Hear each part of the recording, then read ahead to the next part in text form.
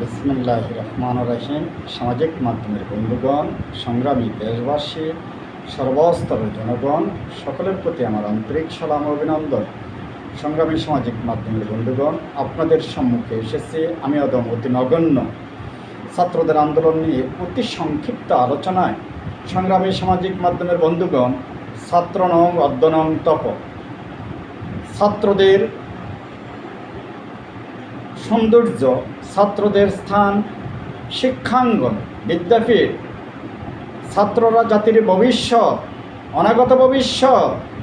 সেই ছাত্ররা সংসদ পরিবর্তন করবে, সরকার উৎখাত করবে, তা কিসের ইঙ্গিত? সংগ্রামী সামাজিক মাধ্যমের বন্ধুগণ, যদি কোনো বিষয়ে স্কুল কলেজে কোনো সমস্যা হয়ে থাকে, প্রশ্নপত্র নিয়ে বা পরীক্ষা নিয়ে, তা নিয়ে আলোচনা সমালোচনা, মতভেদ মতপার্থক্য যদি হয়ে থাকে, তা আসবে সর্বপ্রথম ছাত্র গার্ডিয়ানদের থেকে। তার পরবর্তীতে ছাত্ররা যদি এই বিষয়ে ক্ষুব্ধ হয়ে থাকে, তাহলে ছাত্ররা যাবে থানা নির্বাহী কর্মকর্তার নিকট।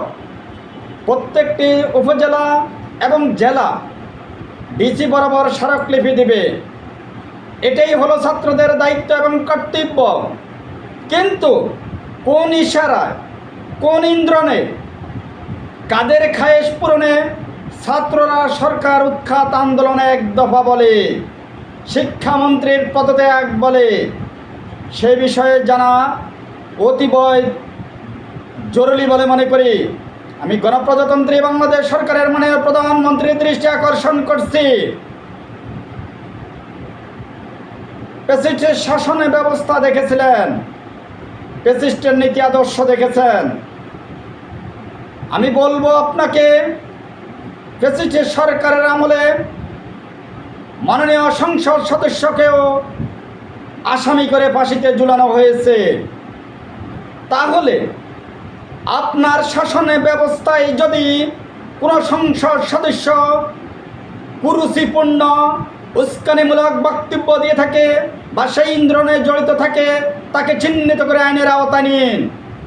ছাত্রদের কাজ সংসদ সদস্য পরিবর্তন নয়, সরকার পরিবর্তন নয়। ছাত্রদের কাজ বোর্ডের গেট খুলে নেওয়া নয়, ছাত্রদের কাজ রাস্তা ব্যারিকেড দেওয়া নয়।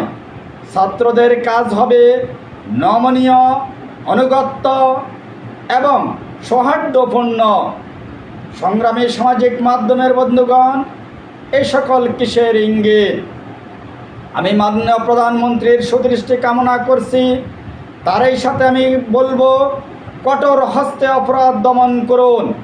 যে সকল অঙ্গনে, যে সকল দপ্তরে এখনও কালো আইন বিদ্যমান, সেগুলো রদরহিতকরণ করুন। অন্যথায় জনমনে ক্ষুব্ধতা সৃষ্টি হচ্ছে। বিভিন্ন জায়গায় ত্রাস, হত্যা, নৈরাজ্য, অরাজকতার কারণে জনমনে ক্ষুব্ধতা সৃষ্টি হচ্ছে।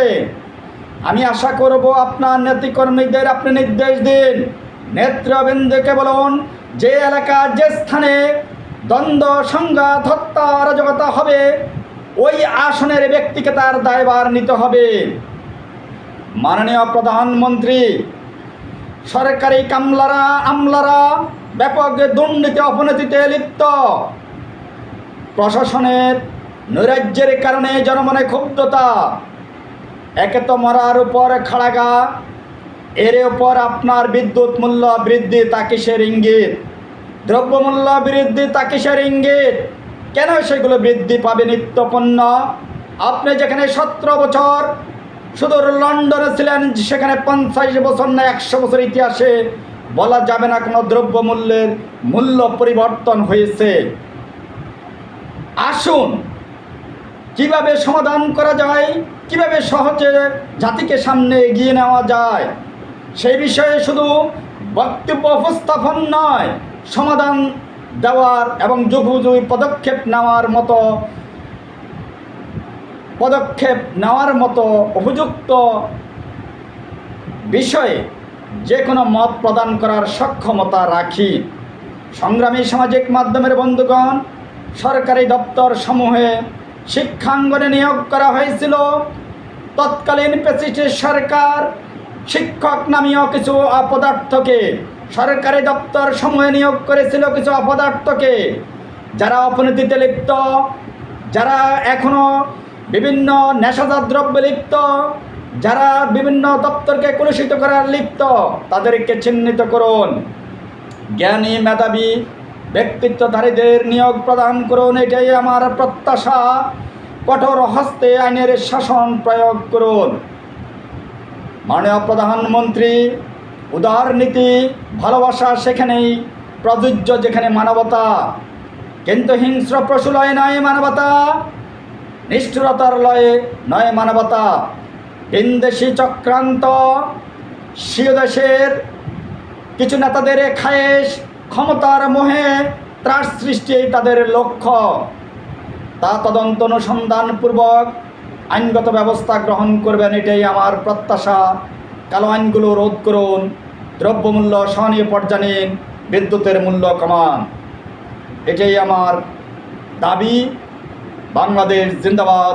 শহীদ প্রেসিডেন্ট জিয়াউর রহমান অমর হোক, দেশনেত্রী বেগম খালেদা জিয়া অমর হোক, বিএনপির চেয়ারম্যান বর্তমান মাননীয় প্রধানমন্ত্রী জিন্দাবাদ। আল্লাহ হাফেজ। আসসালামু আলাইকুম।